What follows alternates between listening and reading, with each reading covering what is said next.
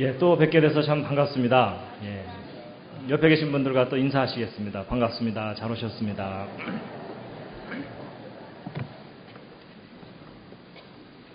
예, 오늘 오신 여러분들을 환영합니다. 시편 24편 1절 말씀인데 함께 한번 읽으시겠습니다. 시작. 땅과 거기에 충만한 것과 다 여호와의 것이다. 네, 제가 오늘도 꽃을 준비했습니다.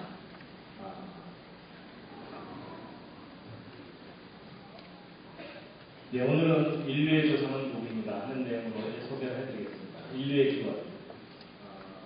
물론 오늘 여기 오신 분들은 다 창조를 믿으실 겁니다. 그런데 문제는 학교에서 진화론을 가르치고 인류가 원숭이부터 진화되었다 이렇게 가르치고 있습니다. 무조건 학교에서 가르치는 것이 무조건 잘못됐다 이렇게 할 게 아니고 구체적으로 뭐가 잘못된 것인지 그런 것들을 우리가 알 필요가 있습니다. 인류의 기원 창조인과 진화인가 하는 겁니다. 이 앞에 있는 사진들을 보면서 옆에 있는 분을 쳐다보는 건 실례입니다.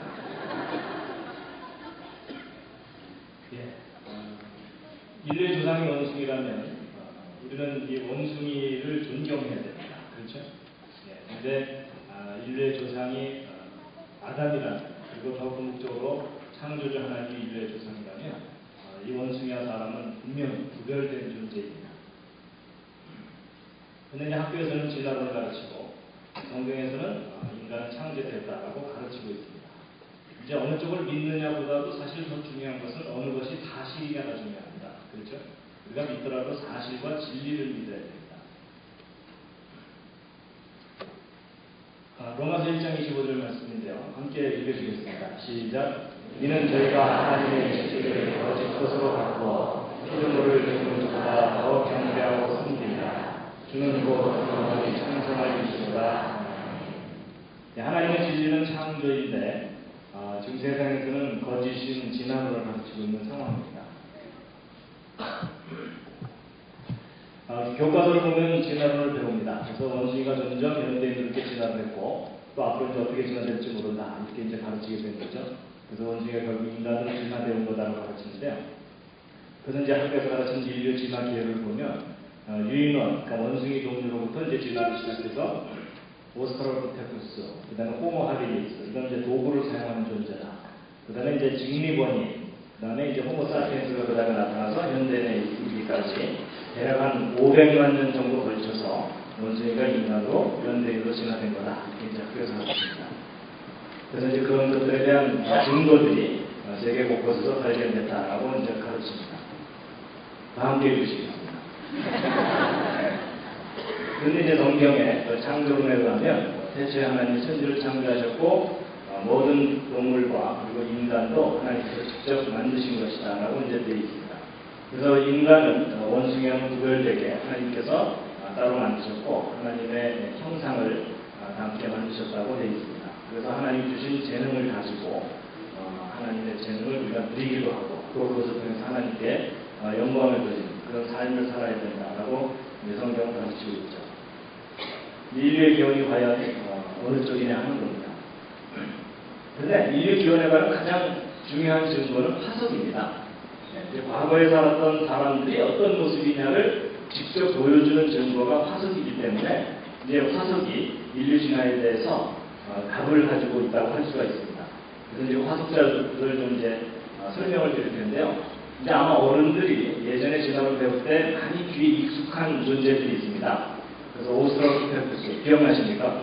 예, 자바원인, 국병원인, 네안데르탈인, 크로마뇽인 뭐 이런 식으로 이제 진화되었다 하고 이제 설명을 하면서 예전 학교 교과서를 통해서 배우셨던 그림이 바로 이런 그림들입니다. 기억나십니까?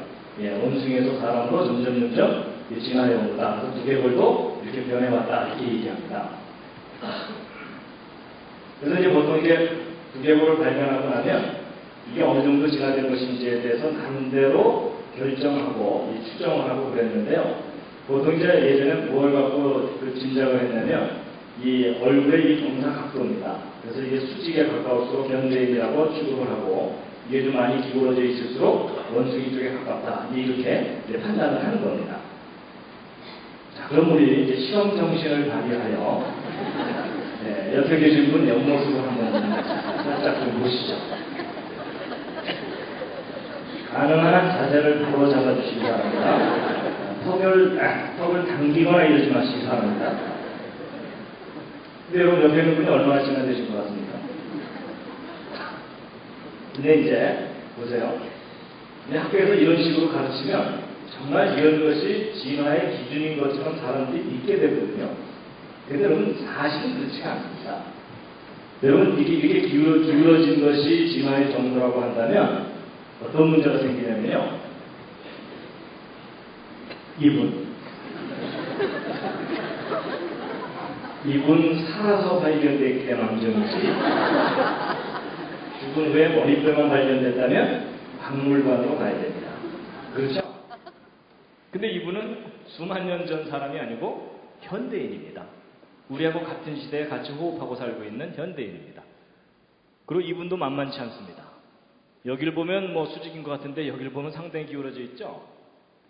여러분 이게 무슨 말이냐면 현대인의 두개골의 모양이 아주 다양합니다. 그래서 많이 기울어진 사람부터 이제 수직인 사람까지 다 있습니다. 만약에 현대인들은 다 수직이고 그 과거 사람들은 많이 기울어져 있는 것이 그 경향이라면은 이 기울어진 걸 갖고 진화의 정도를 얘기할 수가 있는데 현대인들이 워낙 다양하게 있기 때문에 기울어진 정도를 갖고 진화의 정도를 얘기하는 건 어리석은 일이다라는 겁니다. 그래서 이런 것에 속지 마시기 바랍니다. 심지어 이런 머리도 있습니다. 처음 보시죠? 희한한 머리뼈죠? 근데 실제 저게 과거에 살았던 사람의 두개골입니다. 근데 이게 어디서 발견된 거냐면 남미의 이 페루라는 지역에서 발견된 건데 옛날 그 잉카 사람들이 살았던 그 지역의 유골입니다. 근데 잉카 사람들이 머리뼈가 다 저렇게 생겼던 게 아니고요. 저도 저게 왜 저렇게 생겼었는지 몰랐었는데 이제 몇 년 전에 그 브라질 갔을 때 거기 선교사님이 그 칠레 쪽에서 오신 선교사님이 저거 가르쳐 주시더라고요. 왜 저런 건지. 그 잉카인들 중에 어떤 특수 계층이 자기들의 신분을 아예 구별하기 위해서 아이가 태어나면 머리에다가 이렇게 테두리 같은 걸로 이렇게 꽉 이렇게 맨 겁니다. 그러면 이제 아이가 머리가 자라야 되는데 옆으로는 못 자라니까 위로 솟아 올라가는 겁니다. 그래서 저렇게 아이스크림 콘 같은 콘 헤드가 되는 겁니다. 근데 여러분 저런 것들이 우리에게 무엇을 시사해 주냐면 사람의 두개골이 환경에 의해서도 얼마든지 변형될 수 있다는 겁니다. 유전적인 요인도 있지만 자라는 성장 과정 중에도 얼마든지 변형될 수 있습니다.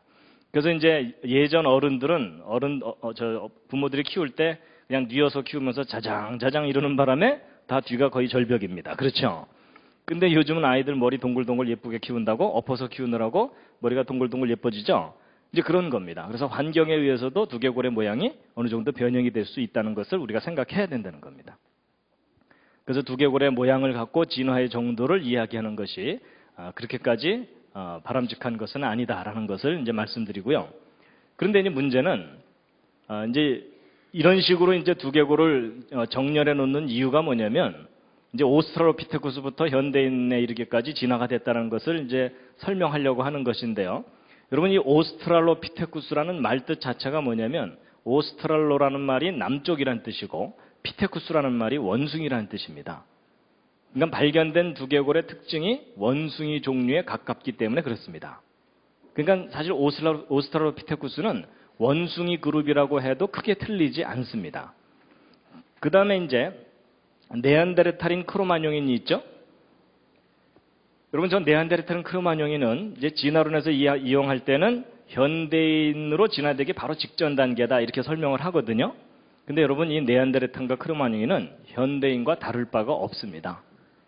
보통 그 네안데르탈인이나 크로마뇽의 두개골이 현대인보다 조금 크다, 작다 이런 얘기를 하거든요. 근데 조금 크다, 작다라고 말하는 것은 현대인의 평균 크기보다 크다, 작다는 얘기를 하는 거지 현대인의 범위를 벗어나서 크거나 작거나 한 것은 아닙니다. 여러분 지금도 여러분 주변을 한번 대충 둘러보시면요. 머리가 좀 작으신 분이 있고 좀 크신 분도 계시죠. 그럼 전 세계 사람들을 다 모아놓고 나면 이 머리의 크기가 상당히 큰 차이가 있습니다. 그렇죠? 근데 그렇게 다양한 차이의 중간이 평균이라고 하면 그거보다 좀 크다 작다 이런 얘기를 하는 겁니다. 그러니까 이 크로마뇽이나 네안데르탈인은 현대인에서 벗어나는 그런 존재가 아니라는 겁니다. 그래서 여러분 이게 무슨 얘기냐면 미국 뉴욕 같은데 이제 그 복잡한 사거리에 앉아서 전 세계 사람들이 거기 모여 살잖아요. 그래서 사거리에 앉아갖고 지나가는 사람 머리통만 하루 종일 쳐다보면 그 중에는 크로마뇽인도 지나가고 네안데르탈인도 지나간다 해도 별로 틀리지 않는 얘기다라는 겁니다. 그러니까 결국 이 오스트랄로피테쿠스와 이 네안데르 크로마뇽인은 원숭이 아니면 사람입니다. 그러니까 사람. 예. 근데 이제 문제는 이 두 그룹을 연결시켜주는 중간쯤 되는 존재가 진화론에서 중요한 증거겠죠. 근데 그것의 대표적인 예가 바로 자바 원인, 북경 원인입니다. 근데 보통 이제 학생들이 학교에서 배울 때 이런 상상도를 자꾸 보게 되거든요. 그러면 학생들은 비판력이 없기 때문에 저런 화석을 실제로 발견한 것처럼 믿게 됩니다. 근데 여러분 사실은 그렇지가 않습니다. 자, 이제 보세요. 이 자바 원인에 대해서 이제 자세하게 말씀을 드리면요.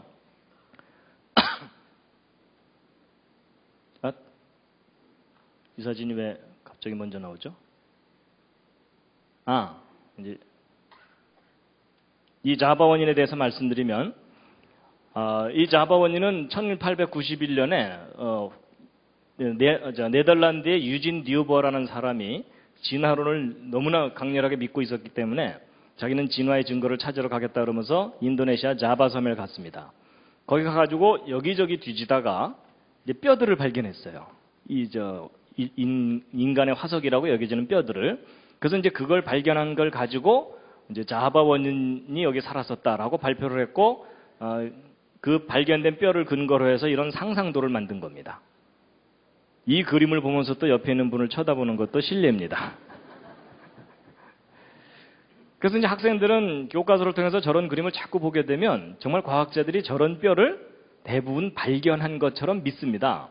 근데 여러분 그 유명한 자바 원인에 대해서 실제 발견된 자료는 이 많은 사람의 200개가 넘는 뼈 중에 도대체 몇 퍼센트나 발견하고 나서 자바 원인에 대해서 발표한 걸까요? 혹시 아십니까? 여러분 그 유명한 자바 원인에 대해서 실제 발견된 화석 재료는 이게 전부입니다. 좀 어이가 없으시죠? 근데 이건 사실이에요. 그 유명한 자바 원인에 대해서 발견된 건 머리 덮개 부분의 뼈 일부하고 허벅지 뼈 하나, 그리고 이빨 몇 개, 끝. 그런데 이걸 가지고 이런 존재가 살았다고 사람들로 하여금 믿게 만든 겁니다. 근데 여러분 이걸 갖고 이걸 만들어내려면 뭐가 필요하겠습니까? 믿음이 필요합니다.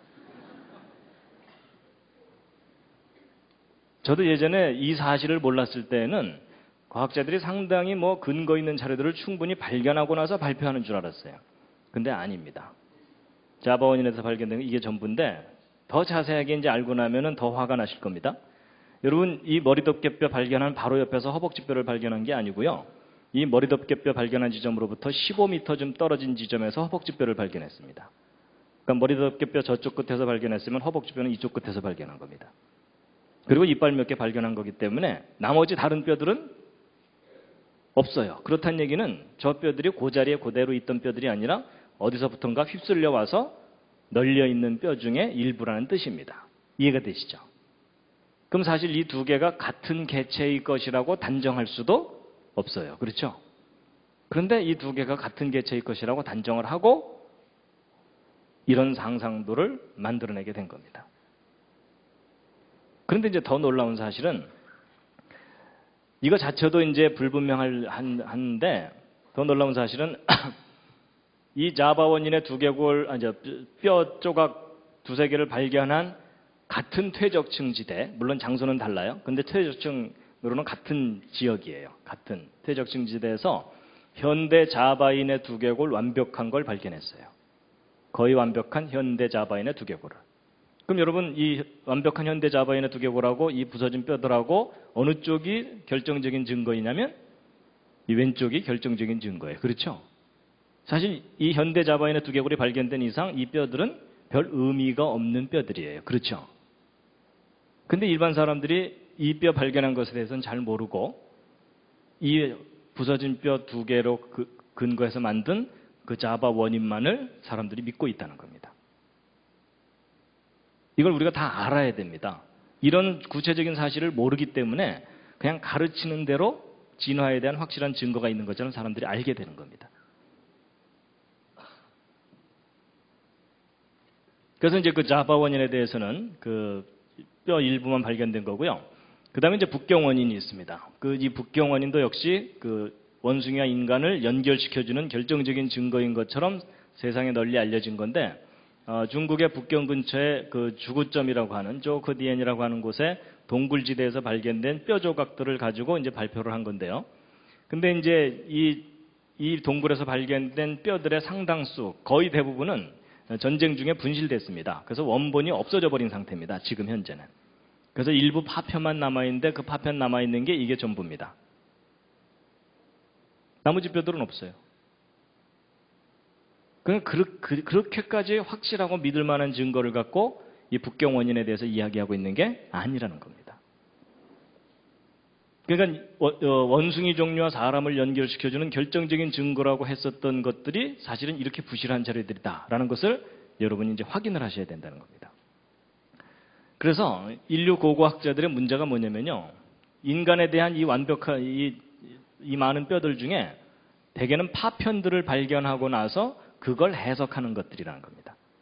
원숭이에서 사람으로 정말 이렇게 스무스하게 쫙 변해가는 그 완벽한 시리즈의 화석을 발견하는 게 아니라는 겁니다. 그래서요,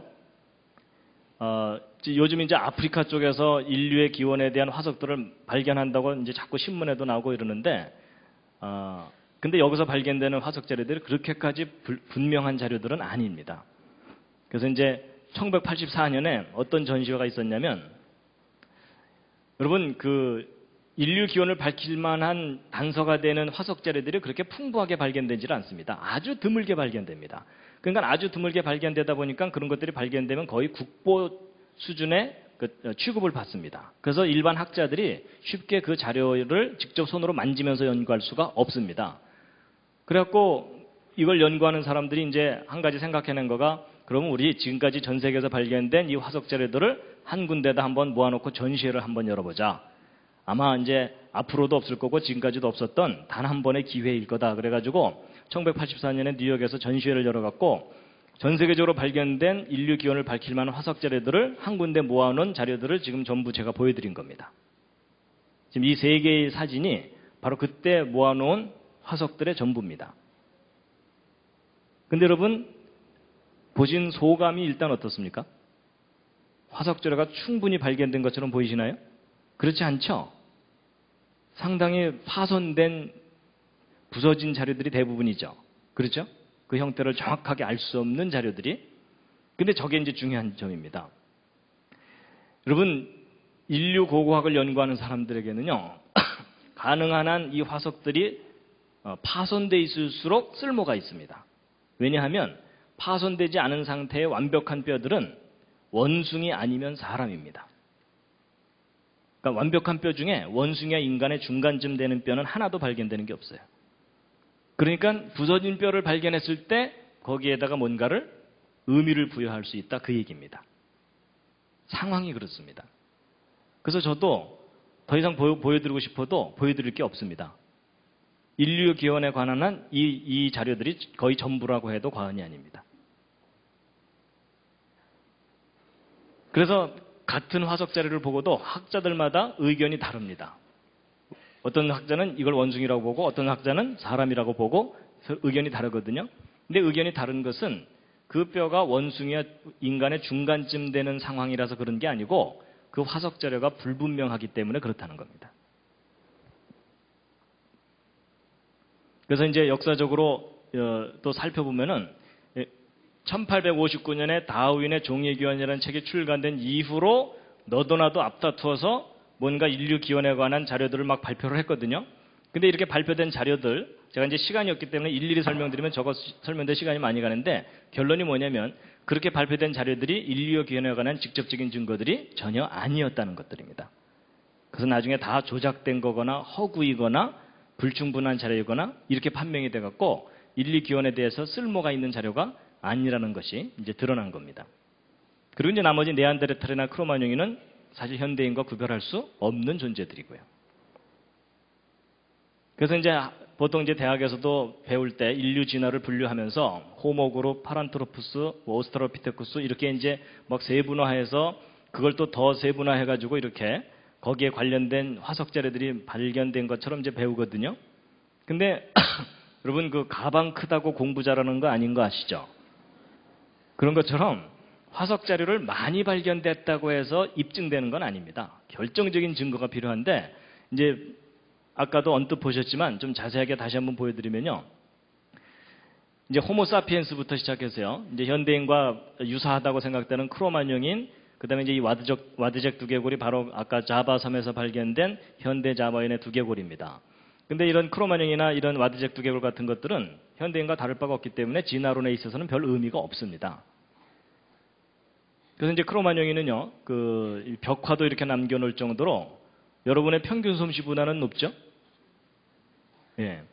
그래서 현대인과 다를 바 없는 존재이고요. 그 다음에 이제 네안데르탈인도 마찬가지입니다. 현대인하고 약간 구별이 된다고는 하지만 결국은 인간 그룹입니다. 그래서 네안데르탈인에 대한 이제 상상도를 이렇게 만드는데 여러분 옆집 아저씨 한 달 동안 수염 안 깎으면 이렇게 됩니다. 가능한 한 원시적으로 보이려고 만들어 놓은 그림에 현혹되지 마시기 바랍니다.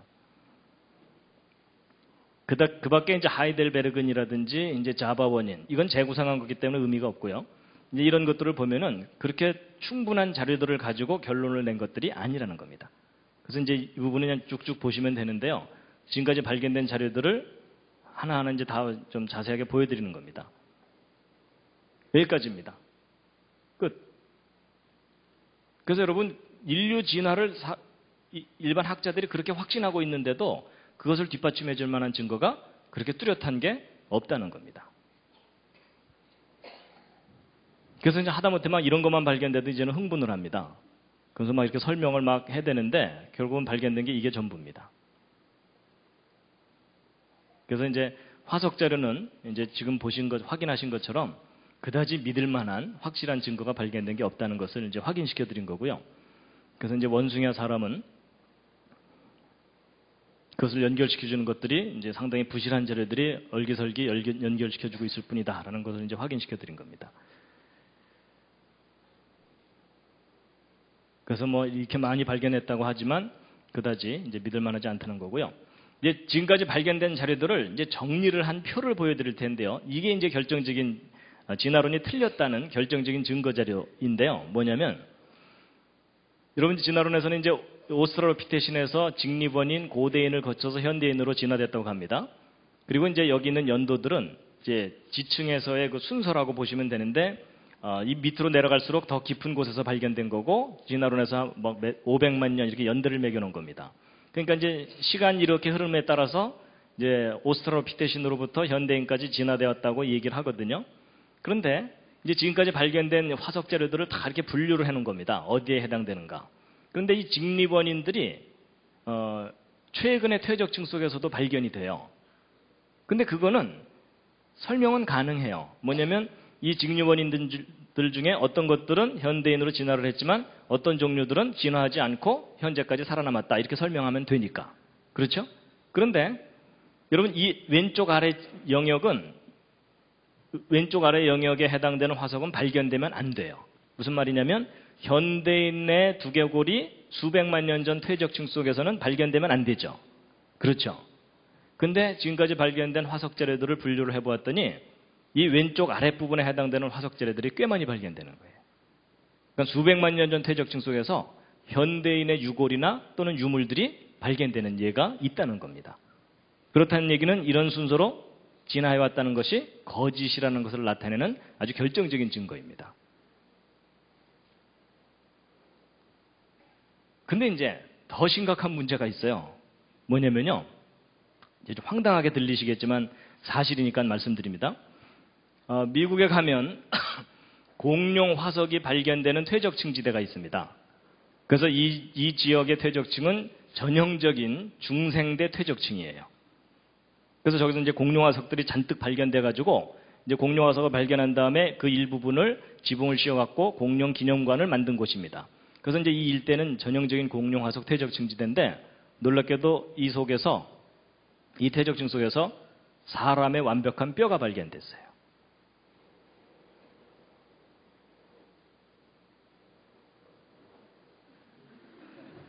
제가 지금 표정을 살피는 겁니다. 사람의 완벽한 뼈가 발견됐어요. 그래서 그 나코다 샌드스톤이라고 하는 전형적인 중생대 퇴적층 속에서 최소한 10명의 사람 화석이 발견된 거예요. 공룡이 살았다고 하는 중생대 퇴적층에서. 그럼 여러분 이게 뭘 의미하는 거겠습니까? 그럼 인간이 중생대부터 살았다 이렇게 우겨야 되나요? 근데 그건 말도 안 돼요. 수천만 년 전에 인간이 살았다는 얘기는 진화론에서도 안 하거든요. 그렇죠? 그럼 어떻게 이런 화석이 발견될 수 있냐는 겁니다. 여러분 이 중생대라는 시대는 지금부터 2억 3천만 년 전쯤 시작돼갖고 6,500만 년 전에 중생대가 끝나면서 공룡들도 이때 다 멸종했다라고 하는 그런 시대예요. 근데 이 시대 퇴적층 속에서 사람의 화석이 발견된 거예요. 발견됐다니까요.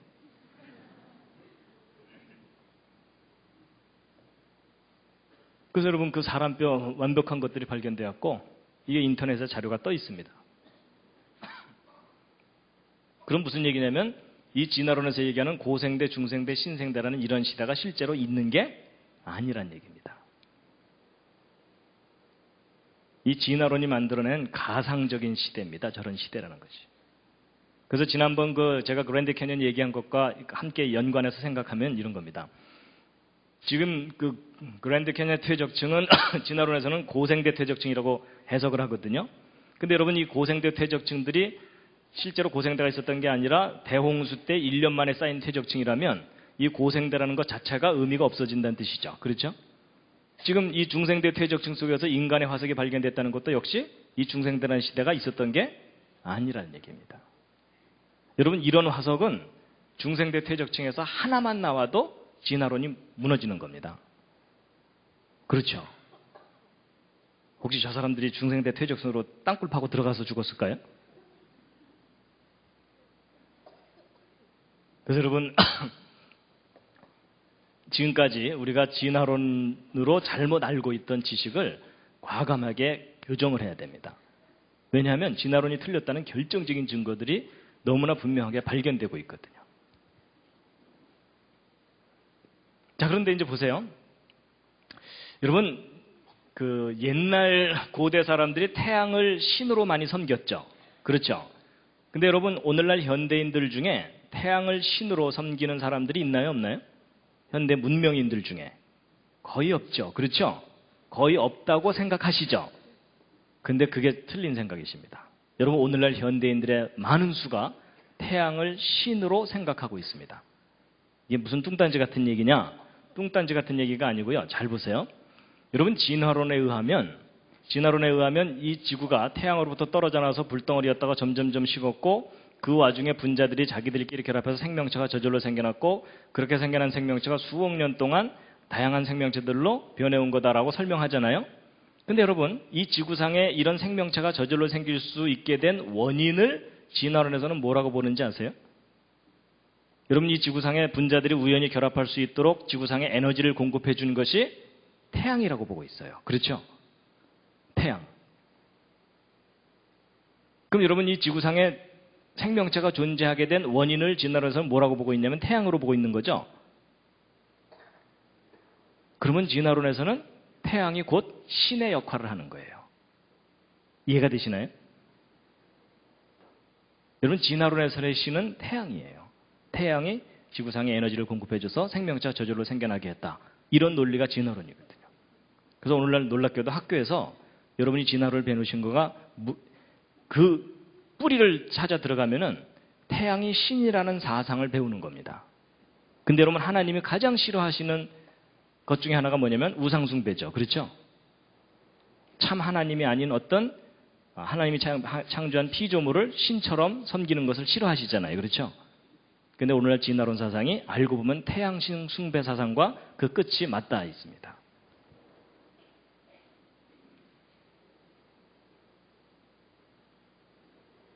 근데 이것을 학교에서 공공연하게 가르치고 있는데 어찌 보면 교회가 그것에 대해서 한마디 말을 못하고 있는 겁니다. 로마서 1장 25절 다시 한번 읽으시겠습니다. 시작. 이는 저희가 하나님의 진리를 거짓 것으로 바꾸어 피조물을 조물주보다 더 경배하고 섬김이라. 주는 곧 영원히 찬송할 이시로다. 아멘. 예, 그래서 이제 지금 이제 첫 번째 그 이야기에서는 제가 그 인류 진화에 대한 확실한 증거가 없다라는 것을 이제 확인시켜 드렸고요. 이제 그 다음 주제가 있는데 오늘은 네 가지 주제를 이제 이렇게 말씀을 드릴 겁니다. 연결해서. 그 다음 주제는 뭐냐면요. 여러분 창세기 4장 22절에 우리가 좀 진지하게 생각해 봐야 될 구절이 있습니다. 함께 한번 읽으시겠습니다. 시작. 신라는 두발가인을 낳았으니 그는 동철로 각양 날카로운 기계를 만드는 자요. 두발가인의 누이는 나아마이었더라. 여러분 동과 철로 날카로운 기계를 만들었다 그랬죠? 누가? 두발가인이요. 그렇죠? 그럼 여러분 두발가인 때부터 청동과 철을 사용했다. 그 얘기잖아요? 근데 여러분 저 두발가인이 어느 시대 사람인지 아십니까? 갑자기 당황이 되시죠? 예. 자, 여러분 제가 무슨 말씀을 드리려는 거냐면 보통 학교에서 배울 때 국사를 배우든 세계사를 배우든 맨 앞부분에 나오는 내용이 뭡니까? 구석기, 신석기, 청동기, 철기 이런 식으로 문명이 진화해 왔다. 이렇게 배우시죠? 근데 그 부분을 좀 다시 한번 생각해 보시자는 겁니다. 여러분 보통 이제 구석기 유적을 발견했다, 신석기 유적을 발견했다 그러면서 거기서 나오는 뭐 돌로 된 여러 가지 유물들의 연대를 막 매기고 그러죠. 뭐 신석기는 몇천 년, 구석기는 막 1만 년, 2만 년 이렇게 연대를 매깁니다. 그래서 보통 이게 우리는 구석기, 신석기, 청동기, 철기로 역사가 변천해 온 것처럼 다 교육을 받게 되는데 이제 과연 그러한가 하는 겁니다. 성경에서는 뭐라고 말을 하고 있냐면 두발가인이 동과 철로 기계를 만들었다고 돼 있죠. 근데 여러분 이 두발가인이 어느 시대 사람이냐면 아담 시대 사람입니다. 여러분 여기 이제 계보를 한번 보세요. 성경에 기록되어 있는. 여러분 아담이 930년을 살았는데 여기가 930년 살았던 건 지난번 노홍수 때 말씀을 드렸었죠. 어떻게 저렇게 오래 살 수 있었는지. 930년을 살았는데 얼마나 오래 살은 거냐면요. 도대체 몇 대 후손을 보고 죽었냐면요. 1대, 2대, 3대, 4대, 5대, 6대, 7대, 8대 후손 라멕 태어난 다음에 죽었어요. 그러니까 아담은 이제 애 지나갈 때마다 너 몇 대 후손이냐? 뭐 이래 물어봐야 돼요. 그만큼 아담이 오래 사는 거예요. 그래가지고 이제 아담이 그렇게 오래 살았는데 아담이 처음에 가인과 아벨을 낳았는데 가인이 아벨 죽이고 가인 쫓겨나잖아요. 그래서 가인이 쫓겨나서 이제 그 후손을 쭉 퍼뜨립니다. 근데 이 두발가인이 아담으로부터 보면은 몇 대 후손이냐면 1대, 2대, 3대, 4대, 5대, 6대, 7대 후손이에요. 그럼 여러분 요 세 후손의 계열로 볼 때 대략 누구에 해당되냐면 아담으로부터 1대, 2대, 3대, 4대, 5대, 6대, 7대 후손이니까 무드셀라죠. 그러니까 무드셀라와 거의 비슷한 시기에 살았다고 보면 되는데 이 무드셀라도 역시 아담 살았던 시대에 태어났어요. 그렇죠? 그럼 두발가인도 그 비슷하다고 보면 결국 아담 시대예요. 근데 아담 시대에 이미 동과 철로 기계를 만들었다고 돼 있어요. 그러니까 성경대로 한다면 구석기 시대, 신석기 시대가 따로 있었던 거예요? 없었던 거예요? 없었던 거예요. 인간은 처음부터 동과 철을 사용했던 거예요. 그러니까 여러분 무슨 얘기냐면 성경을 믿으려면 철저하게 성경대로 생각해야 됩니다. 보통 많은 사람들이 성경과 진화론이 짬뽕이 돼 있어요. 그렇죠? 근데 이걸 세탁하셔야 됩니다. 그리고 이제 보통 많은 사람들이 또 무슨 생각을 하냐면요. 예를 들어 노아가 방주 지을 때 상당히 원시적인 방법으로 방주를 만드느라고 고생 꽤나 했겠다. 이런 생각 드시죠? 그게 바로 진화론적인 잘못된 생각입니다. 여러분 이 아담부터 노아 때까지 사람들이 900살 이상 살았다는 걸 한번 잘 생각해 보세요. 여러분 오늘날도 100살 가까이 살면서 제정신만 유지하면 상당히 높은 지혜와 지식을 갖게 되죠. 그렇죠? 근데 저 시대에 900살 이상 살았다면 전공이 한 20개쯤은 되는 거예요. 그렇죠? 그러니까 우리하고는 비교할 수 없이 뛰어난 지혜와 능력을 가진 사람들이었다라고 생각하셔야 됩니다. 그리고 여러분 아담이 얼마나 그 머리가 좋은 사람인지 성경에 나옵니다. 아세요? 여러분 하나님께서 아담 만드신 다음에 아담에게 숙제를 주셨죠. 무슨 숙제? 동물들 이름 짓는 거예요. 여러분 동물들 이름 짓는 게 쉬울까요? 어려울까요? 어렵습니다. 여러분. 사자 앞에 앉혀놓고 귀염둥이 뭐 이럴 수 없잖아요. 그렇죠. 여러분 어떤 존재의 이름을 지으려면 그 존재를 정확하게 파악해서 그 인상을 뉘앙스까지 말로 표현해 줘야 돼요. 그렇죠? 그러면 뛰어난 직관과 분석 능력 그리고 확실한 언어 구사 능력이 있어야만 이름 짓는 일이 가능해요. 그렇죠? 그래서 여러분 인간의 능력 중에 가장 뛰어난 능력 중에 하나가 어떤 존재의 이름을 짓는 일입니다. 근데 하나님이 바로 그걸 숙제로 주신 거예요. 근데 아담이 동물들 이름을 다 지어줬다는 얘기겠죠? 그렇죠? 근데 이름 짓는 것도 뛰어난 능력이 필요하지만 그 이름 다 외워야 되는 거 아세요? 그렇죠? 아담의 동물들 이름 짓다가 원숭이, 닭, 말, 양, 개, 돼지 뭐 이러다가 야, 너 아까 이름이 뭐였지? 뭐 이러면은 그날내로 안 끝나요. 안 끝나는 정도가 아니라 에덴 동산에서는 일대 혼란이 벌어집니다. 왜냐하면 이제 며칠 후에 사자가 씩씩거리면서 와갖고 아담이 그저께는 나보고 개라 그러더니 어제는 닭나귀래. 그럼 난 내 이름이 뭐야? 뭐 이러면서 얼마나 화를 내겠어요. 근데 여러분 그 아담이 그 모든 동물 이름을 다 지어주고 그걸 어떻게 했을 것 같아요? 그대로 다 기억했겠죠? 부러우시죠? 그렇죠? 여러분 그랬던 아담이에요. 근데 여러분 그랬던 아담에 비하면 지금 현재 여러분과 저는 지금 어떤 상태입니까? 처참한 상태입니다. 들으면 나가고 들으면 나가고 그나마 여러분 학창 시절을 회개하셔야 되는 거가 선생님 열심히 가르칠 때 대부분의 시간이 절전 모드. 최소한의 에너지로 최대의 시간을 버틴다. 뭐 그러니까 학교 졸업하고 나서도 정리도 안 되고 뭐 기억나는 것도 없고 다 까먹으셨죠? 그러니까 여러분 과거 사람들이 우리보다 지혜가 떨어졌고 원시적이었을 거다라는 생각은 진화론적인 생각입니다. 성경은 오히려 반대로 얘기해 주고 있어요. 우리의 조상이 정말 하나님을 닮았던 기가 막힌 존재였는데 망가졌다고 얘기해 주고 있습니다. 근데 여러분 솔직히 어느 쪽으로 인정하세요? 망가졌습니다. 그렇죠? 옆에 있는 분 다시 한번 살짝 보시겠습니다. 망가졌죠? 예. 그러니까 우리는 서로에게 뭐라고 얘기해야 돼요? 잘 돌봐줄게. 이러셔야 됩니다. 근데 이제 보세요. 성경에는 처음부터 동과 철을 사용했다는 겁니다. 그럴 정도로 인간이 지혜로운 존재였었습니다.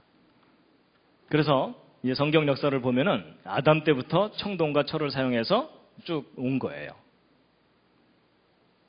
그래서 이제 그것에 대한 아주 중요한 단서를 하나 좀 알려드리면요. 이겁니다. 여러분 이 오른쪽 사진을 보시면요. 이게 영화의 한 장면이 아니고 실제 상황을 찍은 사진인데 여러분 내셔널 지오그래픽이라는 잡지가 있죠. 거기에 1971년 판에 나온 기사입니다. 필리핀에 섬이 수천 개가 있는데 그중에 아래쪽에 있는 섬이 민다나오 섬이거든요. 민다나오 섬 내륙 밀림지대에 살고 있는 어느 한 가족을 사진으로 찍은 거예요. 근데 지금 여기 손에 들려있는 거 이게 뭡니까? 돌망치예요. 그냥 단순히 돌에다가 덩굴로 자루를 매달아서 돌망치로 사용하고서 벌거벗고 살고 있는 사람을 사진을 찍어서 기사로 올려놓은 거예요. 그럼 여러분 이 돌의 형태로 보아서 이분 신석기, 구석기? 여러분 신석기와 구석기의 차이가 뭐죠? 뭔가 다듬으면 신석기, 안 다듬고 그냥 사용하면 구석기죠? 근데 이 돌 다듬은 거예요? 안 다듬은 거예요? 안 다듬은 거예요. 그렇죠? 그럼 이분 무슨 시대 사람? 구석기인이라고 해야 돼요. 그렇죠? 근데 이 사람은 수만 년 전에 살았던 사람이 아니고 오늘날 우리와 동시대에 살고 있는 사람이에요. 지구 한편에는 지금 이루고 살고 있는데 이분들은 이루고 살고 있는 거예요. 여러분 문명이 이렇게 발달한 이 시대에도 이런 사람들이 지구 곳곳에 있다는 얘기죠. 그럼 여러분 시간을 과거로 거슬러 올라가면 과거에도 문명을 이룬 주변에는 항상 저런 초보적인 삶을 사는 사람이 늘 있었겠죠. 근데 여러분 그런 생각은 별로 안 해보셨죠? 왜 그런 생각 못했을까요? 학교 다닐 때? 진도 나가야 되니까. 그렇죠? 여러분 이 한 장면이 시사하는 바가 커요. 현대에도 이렇게 석기를 사용하고 사는 사람이 공존하고 있다는 얘기는 과거 문명 주변에도 초보적인 삶을 사는 사람이 얼마든지 있었다는 겁니다. 그렇죠? 그래서 지구 곳곳에서는 서로 다른 형태의 삶을 살고 있는데 그러니까 구석기, 신석기, 청동기, 철기로 이렇게 시간의 순서에 따라 변해온 게 아니고 비율만 변한 거라는 겁니다. 그래서 고대에서 현대로 시간이 흐르기까지 원시인에서 문명인으로 진화해 온 게 아니고 원시와 문명은 항상 역사 속에서 공존해 왔는데 비율만 변한 거라는 겁니다. 왜냐하면 지금 현재에도 이런 사람이 살고 있으니까요. 그렇죠? 여러분 역사상 얼마나 많은 전쟁들이 있었어요. 그럼 그 전쟁의 와중에 주변으로 쫓겨난 사람들은 초보적인 삶을 사는 수밖에 없어요. 그렇죠? 그들이 남겨놓은 수많은 유물들이 있겠죠? 근데 그런 유물들을 우리가 발견하면은 문명과 함께 이 역사 시대 속에 함께 있던 유물이라고 취급하지 않고 저걸 다 어떻게 처리했을까요? 진화론적인 역사관을 갖고 다 과거로 던져버렸어요. 그렇죠? 이런 식으로. 그래서 역사와 선사시대를 따로 구별하면서 이 선사시대를 길게 늘려놓은 겁니다. 그러니까 왜곡된 역사관을 우리가 그동안 배워왔던 겁니다. 그럼 지금 현재도 문명을 잃은 그 다른 한쪽에서는 이런 초보적인 삶을 살고 있고 중국도 마찬가지예요. 상하이는 이렇게 발전해 있지만 산간 벽지에는 기초적인 생활 형태를 유지하는 사람들이 얼마든지 많이 있다고요. 그래서 제가 말씀드리는 것은 문명과 원시는 공존해 온 것이지 시간의 순서가 아니다라는 겁니다. 그 시간의 순서로 가르치는 것은 진화론적 역사관입니다.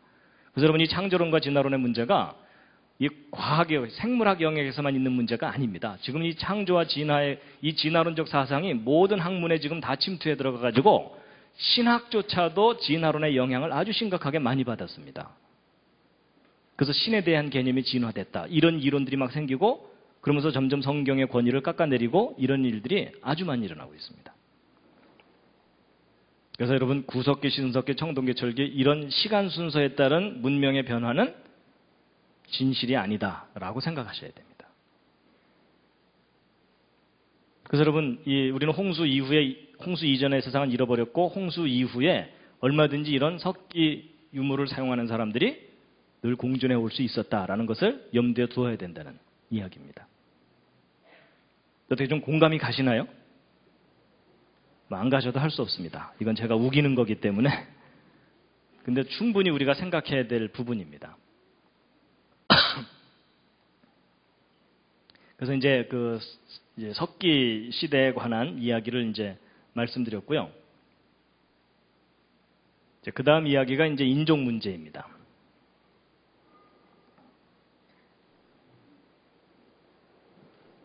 자, 잠시 기지개를 한번 쫙 켜시겠습니다.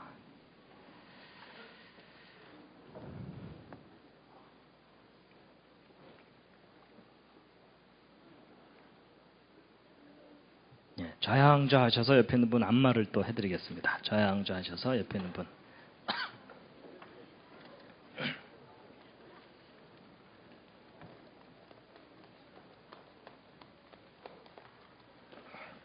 예, 늘 그렇듯이 옆에 앉은 분이 오케이 할 때까지입니다.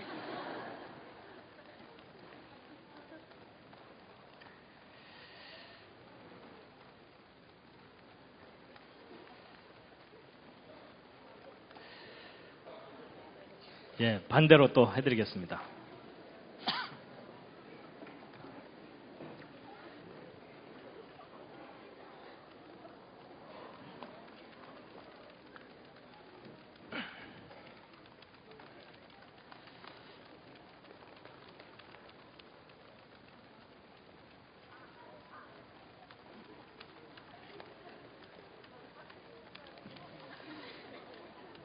예, 됐습니다.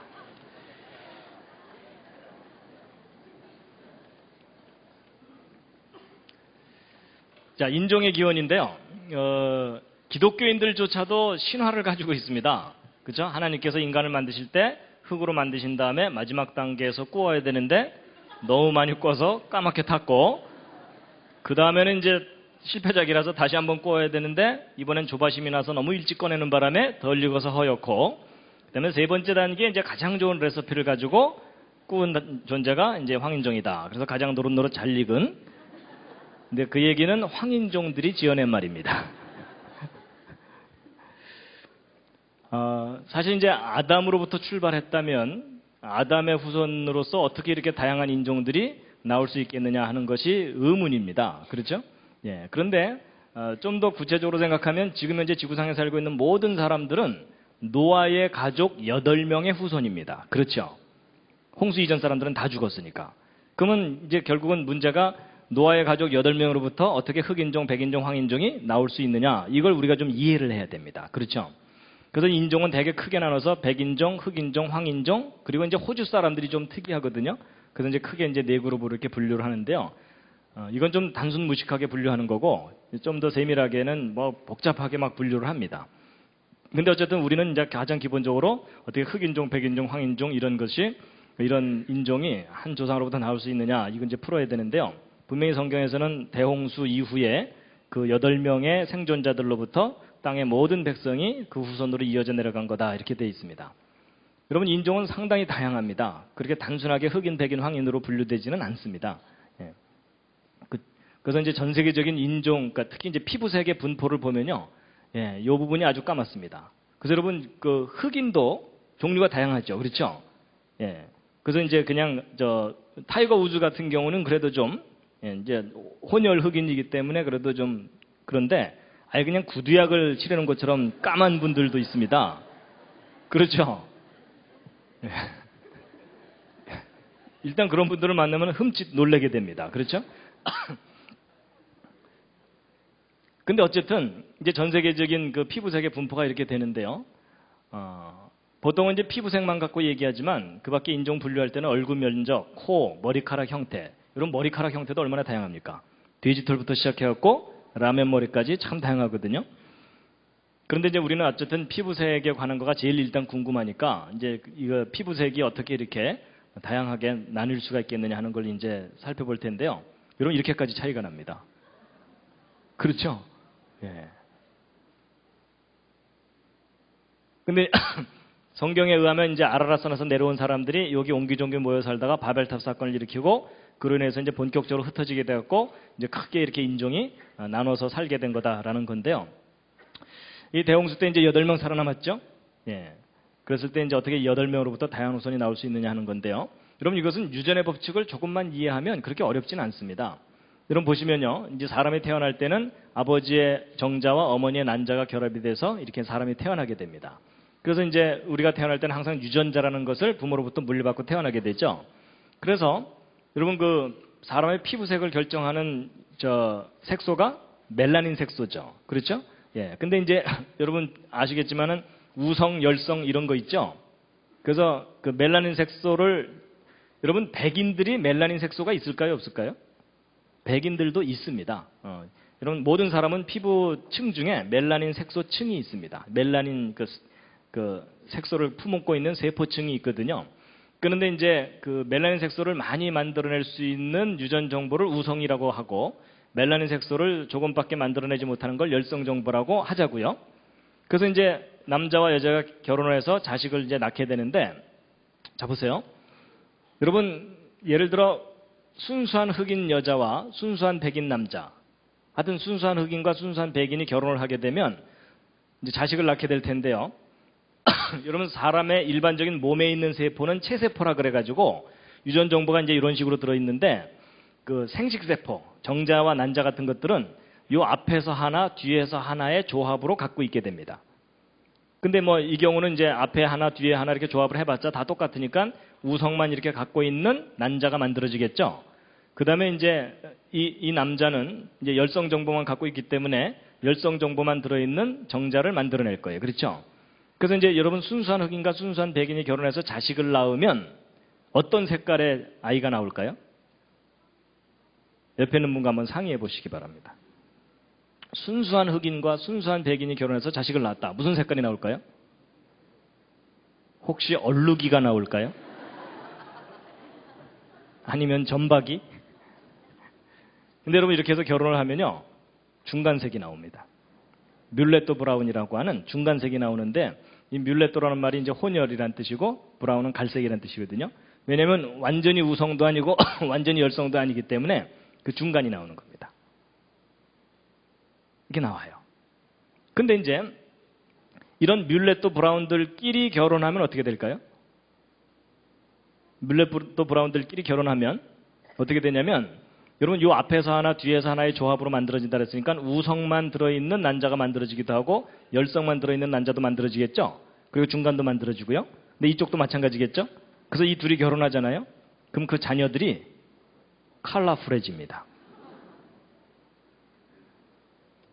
그래서 이 두 사람이 결혼해갖고 그냥 우리는 하나만 낳자 이럴 경우에는 확률적으로 볼 때 그냥 갈색이 나오겠죠. 근데 이 두 사람이 이제 결혼해갖고 약속하기를 우리는 힘 닿는 데까지 계속 낳아보자 이러면서 한 수십 명을 줄줄줄줄 낳으면 그 중에 까만 아이도 나오고 하얀 아이도 나오고 중간색도 다양하게 나와요. 그러니까 이 두 사람 아이 낳을 때마다 얼마나 신났겠어요. 그렇죠? 낳을 때마다 색깔이 다르니까 또 낳아보자 또 낳아보자 이러면서 그냥 계속 나왔을 거 아니에요. 근데 여러분 이건 유전의 법칙이기 때문에 반드시 이렇게 돼요. 근데 여러분 이 표가 우리에게 상당히 중요한 걸 알려줍니다. 여러분 부모는 분명히 외형적으로 색깔이 똑같죠. 그렇죠? 외형적으로 볼 때는 같은 인종이잖아요. 근데 자식을 낳았더니 다양한 인종이 갑자기 확 튀어나오죠. 그러니까 여러분 인종이 나눠지는데 수천 년이 걸려요? 아니면 일대만 해도 나눠질 수가 있어요? 단 일대만 해도 인종이 나눠질 수가 있다는 거예요. 그러니까 유전의 법칙을 알면 인종이 분리되는 것은 너무나 쉬운 일이에요. 그 대신 부모가 이런 우성과 열성을 다 갖고 있어야 되죠. 그렇죠? 근데 어쨌든 같은 부모 밑에서 다양한 인종이 순식간에 나온다라는 겁니다. 근데 이제 이렇게 낳은 자녀들끼리 모여 살다가 세상은 넓고 할 일은 많다 이래가지고서 뿔뿔이 흩어져서 산다고 치자고요. 예를 들어 이 우성 정보만 가진 자녀들끼리 유럽에 올라가서 아프리카 쪽으로 가서 자식을 막 낳으면 그 후손들 어떻게 될까요? 구두약 집안이 되는 겁니다. 그리고 이 열성 정보를 가진 자녀들끼리 유럽 쪽으로 올라가서 서로 자식을 많이 낳으면 어떻게 되겠어요? 그 집안은 가래떡 집안이 되는 겁니다. 그렇죠?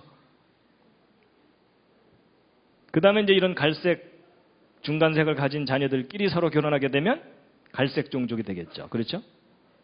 또 다른 근데 이 갈색 종족이 황인종은 아닙니다. 황인종은 아니에요. 황인종은 좀 다르게 설명을 해야 됩니다.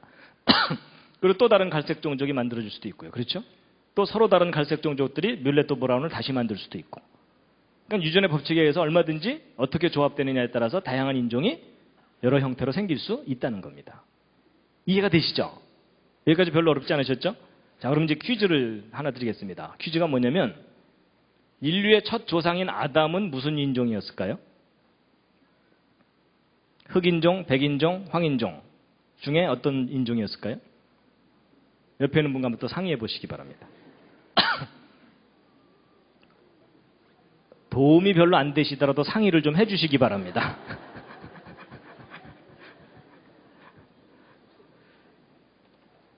아담은 무슨 인종이었겠습니까? 자, 그래도 한번 확인해 보겠습니다. 1번 흑인종, 2번 백인종, 3번 황인종. 자, 1번 흑인종이었을 거라고 생각하시는 분. 그래도 몇 분 계시네요. 예, 내려주시고요. 자, 2번 백인종이었을 거다. 아담. 조금 더 많으시고요. 예, 황인종이었을 거다. 예, 역시 팔이 안으로 굽죠? 여러분 한번 원리로 따져보면요. 여러분 예를 들어 아담이 흑인이면 아담 그대로 복제한 게 하와죠? 그럼 그 후손 다 까매야 되죠? 그건 아니고요. 그럼 아담이 백인이었느냐? 그것도 아니에요. 그렇죠? 아담 그대로 복제한 게 하와니까는 그냥 백인 후손들만 나와야 되겠죠? 그럼 아담이 황인종이었을까요? 그것도 아니에요. 왜냐하면 여러분 황인종들끼리 결혼했을 때 흑인도 나오고 백인도 나와요? 안 나오죠? 그러니까 황인종도 아니에요. 그럼 아담은 그럼 도대체 무슨 인종이었겠느냐? 이 원리대로 잘 생각해보면 아담은 뮬레토 브라운과 같은 처음부터 혼혈이에요. 그렇죠? 우성과 열성 정보를 모두 가지고 있는 소위 종합 선물 세트입니다. 그래야 그 후손들이 다양하게 나올 수가 있죠. 그렇죠? 그러니까 여러분 우리는 하도 단일 민족을 부르짖다 보니까 혼혈 그러면 부정적인 생각을 하는데 성경의 원리와 과학의 원리를 따라서 쭉 올라가 보면 오히려 인류의 조상인 아담은 처음부터 혼혈, 잡종이었어요. 그렇죠? 그러니까 그 후손들이 다양하게 나오는 거죠. 그러니까 여러분 이제 이 원리대로 생각하면요. 노아의 가족 8명 중에 한 사람만 뮬레토 브라운과 같은 혼혈이어도 그 후손들은 얼마든지 다양하게 나올 수 있다는 겁니다. 이해가 되시죠? 예. 굳이 뭐 셈은 노랗고 함은 까맣고 야벳은 하얘야 된다. 그런 고정관념을 가져야 될 필요도 없습니다. 그래서 원리를 알고 나면 사실 별로 어렵지 않은 문제입니다. 얼마든지 짧은 시간 내에 인종이 퍼질 수가 있다는 얘기입니다. 더군다나 여러분 노아의 홍수 끝나고 나서 사람들이 옹기종기 모여 사는 것이 여기 바벨탑 사건을 일으킨 요 지역이거든요. 지금 현재 그 이라크 땅 지역. 근데 여기서 옹기종기 살다가 바벨탑 사건을 일으키면서 전 세계적으로 흩어졌잖아요. 근데 여러분 보세요. 여기서 모여서 살던 사람 중에 이런 우성 정보를 가진 사람 한 쌍만 아프리카 쪽으로 가도 그 후손들은 다 까매져요. 그렇죠? 굳이 뭐 수만 명이 함께 몰려가야 될 필요가 없어요. 한 쌍만 가도 돼요. 그 다음에 이쪽에서 열성 정보를 가진 사람 한 쌍만 위로 올라가도 여긴 다 하얘지겠죠? 근데 특히 이 지역이 유럽과 아프리카와 아시아의 중간지대예요. 그렇죠? 그러니까 여기서 한번 헤어지고 나면 한동안 서로 만날 기회가 없는 거 아시죠? 그렇죠? 예. 그래서 여기서 이렇게 인종이 흩어지게 된 거다라고 보고 있는데 이제 이렇게 얘기하면 어떤 분들은 가끔 그런 질문을 해요. 그럼 왜 하필이면 흑인들이 밑으로 내려가고 백인들이 위로 갔나요? 뭐 이러시거든요. 그걸 제가 어떻게 합니까? 그렇게 간 걸. 그분은 거꾸로 갔어도 또 이상하다 그러실 거예요. 그렇죠? 예, 그건 뭐 확률과 통계의 문제이기 때문에 얼마든지 뭐 흑인이 위로 갈 수도 있고 그건 그럴 수가 있어요. 그렇죠? 예. 그래서 기본 원리를 알고 나면 그렇게 어려운 문제가 아닙니다. 근데 제가 지금 이제 쭉 설명할 때 황인종 얘기는 별로 안 했죠. 근데 여러분 이 표 중에는 황인종이 없습니다. 여러분 실제 좀 구체적으로 알아보면요. 우리의 멜라닌 중에는요. 페오멜라닌, 유멜라닌 이래가지고 주로 유색인종들에게는 유멜라닌이 많고 이 밝은 백인 쪽에는 페오멜라닌이 있어갖고 멜라닌 색소도 두 종류가 있다는 겁니다. 그래서 저것이 또 어떻게 조합되느냐에 따라서 다양한 인종이 나올 수 있다는 겁니다. 그러니까 우리는 지금 멜라닌 색소라는 하나의 것만 가지고서 이렇게 하니까는 2차원적인 도표가 나오지만 여기다 유멜라닌이라든지 이런 걸 하나 더 끼우면은 3차원이 되겠죠. 그러면 이제 황인종은 저 반대쪽 어딘가에 한 영역에 황인종들이 있는 겁니다. 저 도표 중에. 그러니까 황인종들끼리 아무리 결혼해도 흑인이 안 나오는 이유는 황인종들은 요 앞에 있지 않기 때문입니다. 네, 조금 더 이제 구체적으로 설명드린 거고요. 어쨌든 제가 이제 이해를 쉽게 하기 위해서 아주 간단하게 예를 들어서 설명드린 건데 같은 조상에서 인종들이 나누는 것 이제는 좀 이해가 되시죠? 그죠? 예, 많이 꺼서 까맣고 이런 거 아닙니다. 그래서 사람들이 이걸 잘 모르는 바람에 이제 많이 오해를 하고 그런 겁니다. 그래서 얼마든지 짧은 시간 내에 인종들이 다양하게 나눌 수 있다라는 겁니다. 그래서 여러분 노아 방주에 나중에 이제 이거 계산도 해드리겠지만요. 노아 방주에 개를 실을 때도 이 다양한 종류마다 한 쌍씩 실은 게 아닙니다. 노아가 방주에 개 실을 때 진돗개, 세파트, 불독, 치아와, 삽살개, 똥개 뭐 이러면서 온 동네 개들을 다 실은 게 아니고 노아 방주에는 개 중에는 한 쌍만 실으면 됩니다. 근데 그 한 쌍의 개가 이런 후손을 퍼뜨릴 수 있는 유전 정보를 다 가지고 있어야 되겠죠. 그렇죠?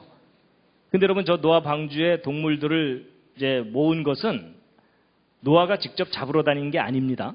성경을 보면 하나님이 노아에게 나오게 하셨다고 돼 있어요. 그렇죠? 여러분 노아가 동물들 잡으러 다닌다면 문제가 심각해져요.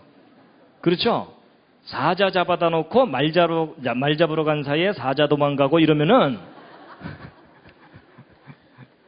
노아가 평생 잡으러 돌아다니는 거 안 돼요. 그렇죠? 근데 성경을 보면 하나님이 노아에게 나오게 하셨다고 돼 있어요. 여러분 저 방주에 실을 때 대충 실으면 안 돼요. 유전자 검사 다 해야 돼요. 맞죠? 근데 노아가 언제 그 유전자 검사 다 해요. 그러니까 하나님께서 다 골라서 모이게 한 것. 그것은 우리가 성경대로 믿는 수밖에 없어요. 그래서 이제 그 인종 문제 이제 말씀을 드렸습니다.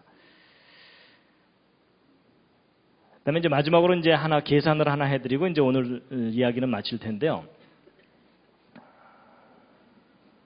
여러분 수학 좋아하십니까? 예, 표정이 갑자기 어두워지십니다. 예.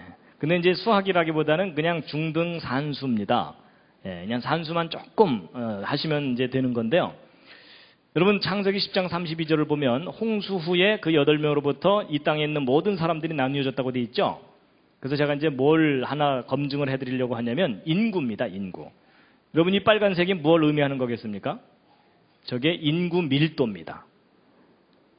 바글바글합니다. 여기 지금 엄청나게 몰려 살고 있어요.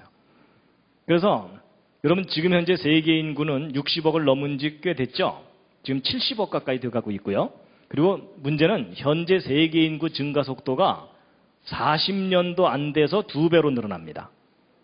그래서 여러분 이게 무슨 얘기냐면 지금 20살쯤 된 청년이 여기 있잖아요. 그럼 그 청년이 60살쯤 되면은 이 지구상의 인구가 100억이 넘는다는 뜻입니다. 그리고 그 사람이 길을 쓰고 살아서 100살까지 살았다. 그럼 이 지구상 인구가 200억이 넘는 겁니다. 여러분 좀 끔찍하죠?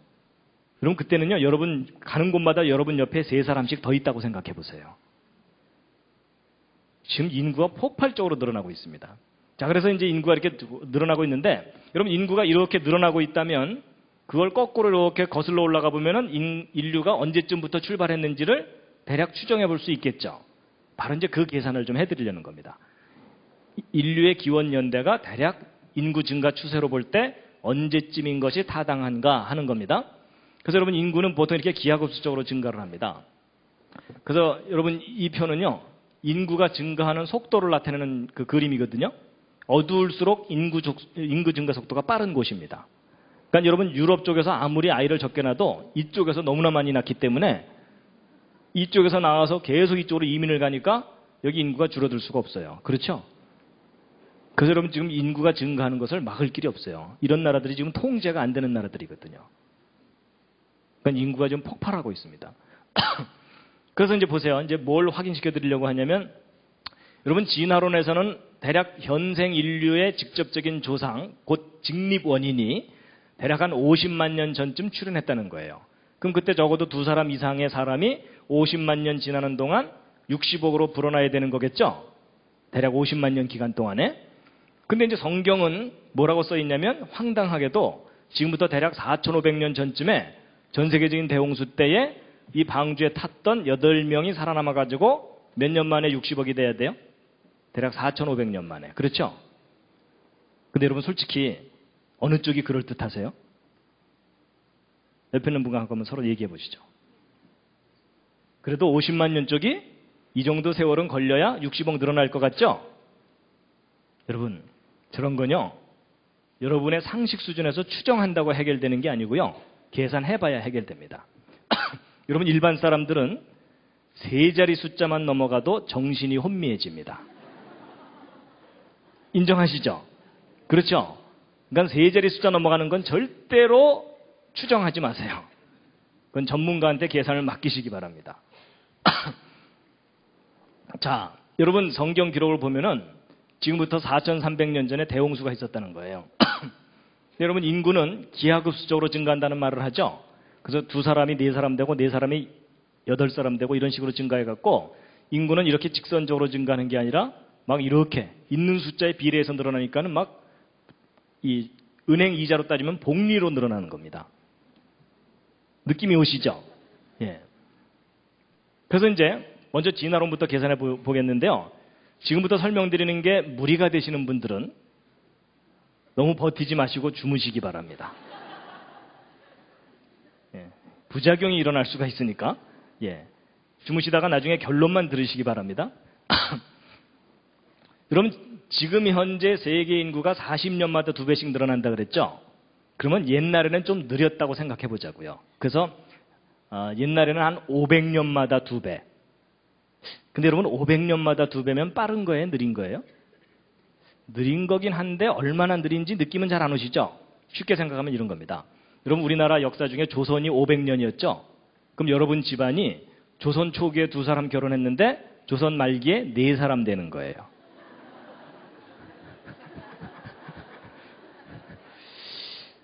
그 집안 문제가 심각한 집안이죠? 아마도 그 집안은 대대로 역적 집안이었을 가능성이 높습니다. 그래서 숫자가 좀 불어나면 역적 모의를 했다가 발각이 되는 바람에 멸문지화 중에 3족을 멸하는 멸문지화 중에 뒷문으로 애기 하나 뭐 이런 거 있죠. 그랬다가 이제 산에 들어가서 어떻게 살다가 숫자가 또 불어나가지고 또 한 번 도전했다가 이번에도 발각이 되는 바람에 이번에는 담 너머로 애기 하나 뭐 이런 식으로 하여튼 기구한 운명을 해야 겨우 두 사람이 네 사람 될 거예요. 근데 어쨌든 그렇게 느린 속도로 인구가 증가한다고 계산해 보자고요. 그럼 여러분 처음에 2명이 500년 후에 4명, 1000년 후에 8명 이렇게 불어나겠죠? 그럼 대략 5000년 지나면 1000배 정도로 불어나요.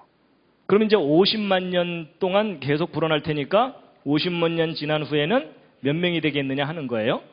근데 여러분 여기 보시면은 2, 4, 8 이게 뭐냐면 2의 1승, 2의 2승, 2의 3승 이렇게 되니까 결국 요 위에 있는 지수만 계속 늘어나는 거예요. 그렇죠? 500년마다 1씩. 그러니까 2의 n승으로 늘어나는 건데 이걸 우리는 이진법에 약하니까 10진법으로 바꿔줘야 되죠? 그래서 이제 이진법을 10진법으로 바꿔주는 게 바로 이거거든요. 그럼 이걸 이제 풀어야 돼요. 근데 여러분 제가 다음 말을 하는 순간 여러분 머리에서 쥐가 나실 겁니다. 이걸 풀려면 어떻게 해야 되냐면 양변 로그를 취하면 여러분 지금까지 들으신 설교 중에 로그 이야기 한 적 없으셨죠? 어느 목사님도 그렇죠? 예, 하여튼 오늘 특이한 날입니다. 양변 로그를 취하면 여러분 이 지수가 앞으로 튀어나갑니다. 그럼 이제 n 로그 2는 k 로그 10이거든요. 근데 로그 10은 그냥 1이니까 없어지고요. 그 드디어 이제 우리가 k를 구할 수 있는 찬스가 왔어요. n 값과 로그 2 값만 알면 돼요. 그렇죠? 그럼 이 n 값은 뭐냐면 500년마다 1씩 늘어나니까 50만 년이 500년의 몇 배인지를 계산하면 돼요. 그렇죠? 그러면 대략 한 1000 정도 돼요. 그럼 n 값을 우리가 이제 구한 거예요. 그럼 이제 로그 2만 알면 되죠? 로그 2가 얼마죠? 예배 시간에 이런 걸 물어볼 줄은 모르셨죠? 이 로그 2는 0.30 너덜너덜 이렇게 됩니다. 그러니까 대략 0.3이니까는 이게 대략 얼마냐면은 1000에다가 0.3을 곱하니까 300 정도 되는 거예요. 드디어 우리가 고대하던 K 값을 구한 거예요. 그럼 10의 몇 승? 10의 300승. 여러분 이게 무슨 얘기냐면 50만 년 전에 두 사람이 500년마다 두 배라는 아주 느린 속도로 늘어나도 50만 년 지난 지금 현재 세계 인구는 10의 300승명이 돼야 된다라는 이야기예요. 근데 여러분 10의 300승이 어떤 숫자인지 아세요? 일자 하나 쳐놓고 동그라미 300개 친 숫자예요. 그걸 10의 300승이라고 해요. 여러분 지금 현재 세계 인구를 넉넉히 잡고 100억이라고 봐도 그게 10의 10승이에요. 일자 하나 쳐놓고 동그라미 10개 친 거. 근데 여러분 500년마다 2배씩만 불어나도 10의 300승명으로 불어난다니까요. 여러분 이런 계산 안 해보셨죠? 그러니까 안 하니까 50만 년이 그럴듯해 보이시는 거예요. 이게 지금 황당한 숫자입니다. 저도요 10의 300승이 감이 안 잡혀갖고 제가 어느 날 계산을 해봤어요. 저 감을 좀 잡기 위해서. 무슨 계산을 해봤냐면요. 이런 계산인데 아주 심심한 날 했어요. 제가 평소에는 저런 계산 안 합니다. 아주 심심한 날.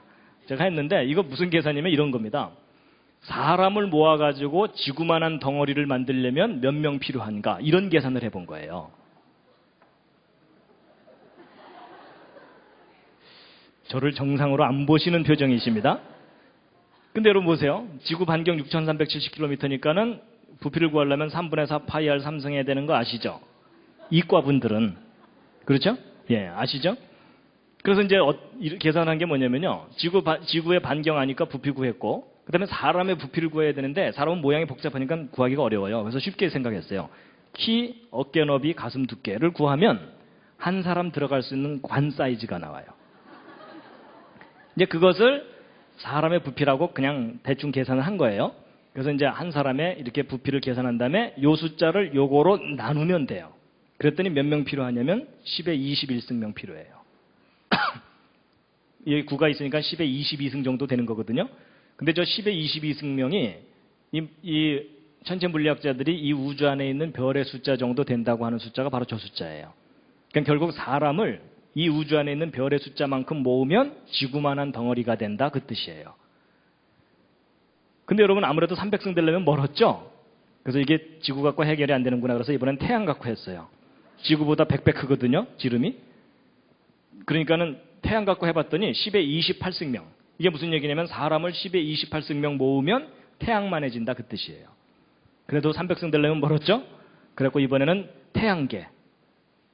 무슨 얘기냐면 태양을 중심으로 해서 수금, 지화, 목토, 천해, 명왕성까지를 반지름으로 하는 거대한 우주공을 만들어 놓고 거기다가 사람을 집어넣으면 몇 명 들어가는가 이런 계산한 거예요. 여러분 제가 그날 얼마나 심심했는지 아시겠죠? 그리고 계산해 봤더니 10에 39승명 들어가요. 그래도 멀었죠? 그래서 이번에는 1광년. 1광년이면요, 빛의 속도로 1년간을 간 거리만큼의 큰 공을 만들어 놓은 거예요. 그리고 거기다 사람 집어넣은 거예요. 그랬더니 10에 49승명 들어가요. 그래서 이것도 안 되는구나. 우리 은하계. 여러분, 우리 은하계는요, 이 반경이 5만 광년이에요. 요 중심에서 요 가장자리까지 가려면 빛의 속도로 5만 년을 가야 돼요. 지구는 여기서 3만 광년 떨어진 곳에 있어요. 근데 이런 우리 은하계만한 공을 만들어 놓고 거기다 사람 집어넣으면 몇 명 들어가는가 계산해 봤더니 10에 64승명밖에 안 들어가요. 그러니까 여러분 이게 얼마나 황당한 숫자인지 이제 감이 오시죠? 여러분 진화로 나서 인류 기원년대 수십만 년으로 잡은 거 실수인 거 아시죠? 이런 계산 구체적으로 안 하면 그렇게 어리석은 생각 할 수밖에 없어요. 그러면 이제 반대로 이 황당한 계산 말고 성경의 그 창조론에 따르면 지금부터 대략 4,500년 전쯤에 노아 홍수 때 8명 살아남았는데 대략 4,500년 만에 60억으로 불어나야 되죠. 근데 여러분 보세요. 우리가 지금 8명에서 대략 50억 된 거를 계산해야 되는데 여기서 여기까지 계산하기는 복잡하니까 아예 두 사람이 100억 되는 걸 먼저 계산한 다음에 요거를 고려해 주면 되거든요. 그럼 여러분 이제 결국은 2의 1승, 2의 2승, 2의 3승 해갖고 2의 m승 됐을 때가 100억인데 100억은 10의 10승입니다. 그럼 이제 2의 m승은 10의 10승. 이걸 풀면 돼요. 똑같은 방법으로 어떻게 하면 된다고요? 양변 로그를 취하면. 그럼 이제 이렇게 로그를 취하고 나서 이 지수를 앞으로 빼내면은 m 로그 2는 10 로그 10인데 로그 10은 1이니까 결국 우리가 m 값을 구할 수 있는 거가 10을 로그 2로 나누면 돼요. 그렇죠? 로그 2로 나누면 0.30 너덜너덜 되니까 33이 돼요. 그럼 여러분 이게 이 m이 33이라는 얘기가 무슨 뜻이냐면 여기서부터 몇 번 깡총깡총 뛰면 33번 깡총깡총 뛰면 100억이 된다는 거예요. 근데 우리가 구하려는 것은 여기서부터 여기가 아니라 여기서부터 여기죠. 그러니까 여기서부터 여기면 몇 번을 빼줘야 되냐면 한 번, 두 번, 세 번을 빼줘야 되죠. 그러면 여기서부터 여기까지는 몇 번만 뛰면 돼요? 30번. 그렇죠? 30번만 뛰면 돼요. 그럼 이게 무슨 얘기냐면 노아 방주에서 내려온 그 8명이 30번 2배로 불어나면 현재 세계 인구가 된다. 그 뜻이에요. 근데 여러분 그 30번을 몇 년 동안 뛰어야 되냐면 4,500년 동안 뛰어야 되죠? 그럼 4,500년 동안 30번 뛰려면은 몇 년마다 한 번씩만 뛰면 되냐면 평균 150년마다 한 번씩만 2배로 뛰면 돼요. 그렇죠? 그럼 여러분 이게 무슨 얘기냐면 노아 방주에서 나온 그 8명이 평균 150년마다 2배씩으로만 불어나도 현재 세계 인구가 된다. 그 얘기예요. 그럼 여러분 150년마다 2배면 빠른 거예요? 느린 거예요? 느린 거라는 거 아시겠죠? 그게 무슨 얘기냐면요. 조선이 500년이었죠. 그럼 조선 초기에 두 사람이 150년 후에 4명, 300년 후에 8명, 450년 후에 16명. 그럼 500년 후쯤 대략 한 20명 되겠죠? 여러분 조선 초기에 결혼한 두 사람이 조선 말기에 가족 다 모아서 사진을 찍었더니 20명 모였어. 그 집안도 꽤 문제가 있는 집안이죠? 그런데 그렇게 느린 속도로 천천히 늘어나도 대홍수 때 살아남은 8명이 지금 현재 세계 인구가 된다는 얘기예요. 여러분, 제발 성경 좀 믿어주시면 감사하겠습니다. 여러분, 인류 역사가 결코 길지 않습니다. 여러분, 저도 이런 계산을 해보기 전까지는요, 이런 계산을 해보기 전까지는 진화론에 한 50만 년이 더 그럴듯해 보였어요. 그리고 성경에 기록된 이 4,500년 전의 대홍수는 믿을 수가 없었어요. 근데 제가 이 계산을 하고 나서 이 진화론에서 이야기하는 인류 기원 연대가 너무나 황당하다는 걸 알게 됐어요. 예전에는 성경 믿으려면 대단한 믿음이 필요하고 진화는 상식인 줄 알았어요. 근데 확인해보고 났더니 진화야말로 특수한 믿음이 필요해요. 근데 성경에 기록된 4,500년 전 대홍수 사건은 여러분 믿음이 필요한 게 아니라 상식이면 돼요. 그렇죠? 그래서 여러분 제발 세제의 숫자 넘어가는 것은 구체적으로 직접 계산을 하셔야 됩니다.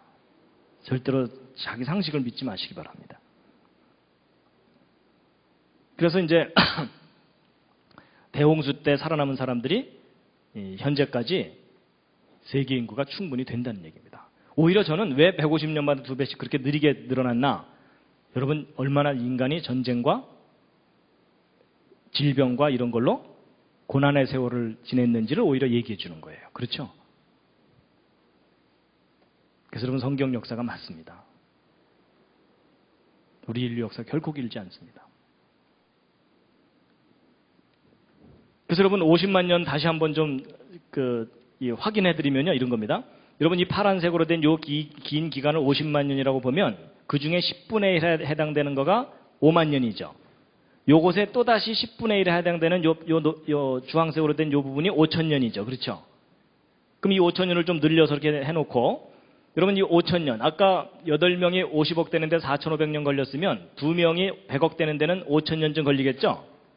그럼 결국 무슨 얘기냐면 처음 두 사람을 5천 년만 가만히 내버려두면 100억으로 늘어난다는 얘기예요.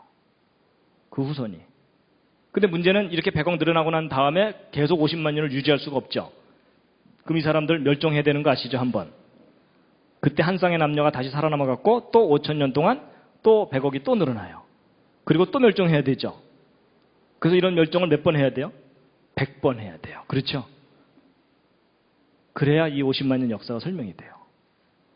아니면 어떻게 설명해야 되냐면 여기서는 10,000년에 2배씩 늘어나다가 5,000년에 2배씩 늘어나다가 1,000년에 2배씩 늘어나다가 그 다음에 500년에 2배씩 늘어나다가 100년에 2배씩 늘어나다가 최근에 와서 40년에 2배씩 늘어났다. 이렇게 얘기되거든요.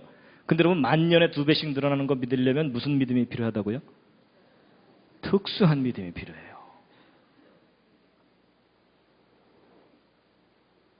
여러분 이렇게 구체적으로 생각하지 않으면 진화론에 속으시는 거예요.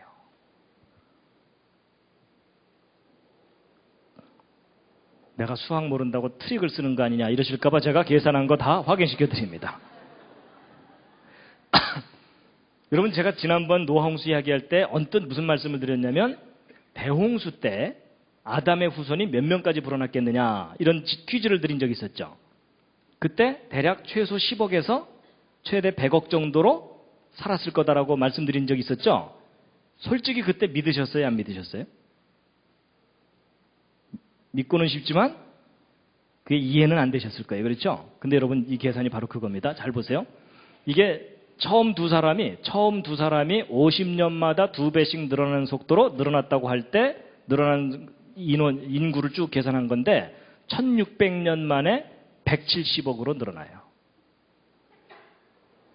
그러니까 여러분 노아 홍수가 아담 창조된 이후로 1656년에 있었던 홍수거든요. 그러니까 창조 후 1656년에 있었던 홍수가 노아의 홍수예요.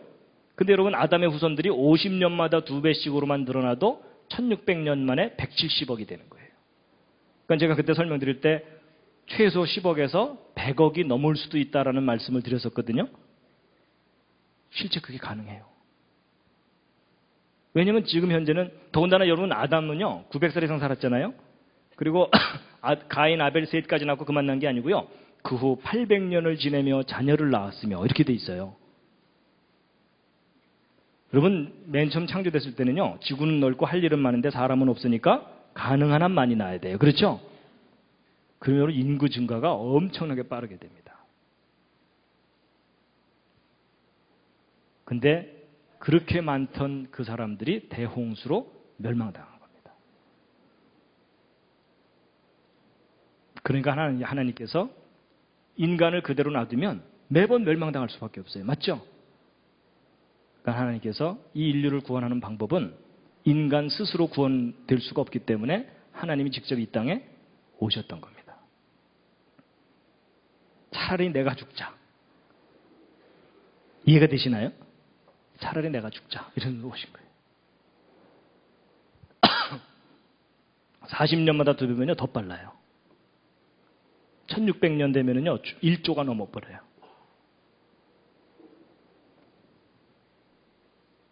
다시 한번 읽으시겠습니다. 시작. 홍수 후에 이들에게서 땅의 열국 백성이 나뉘었더라. 자, 오늘은 이제 인류의 기원에 대해서 이런저런 이야기를 해드렸는데 마지막 꽃다발입니다.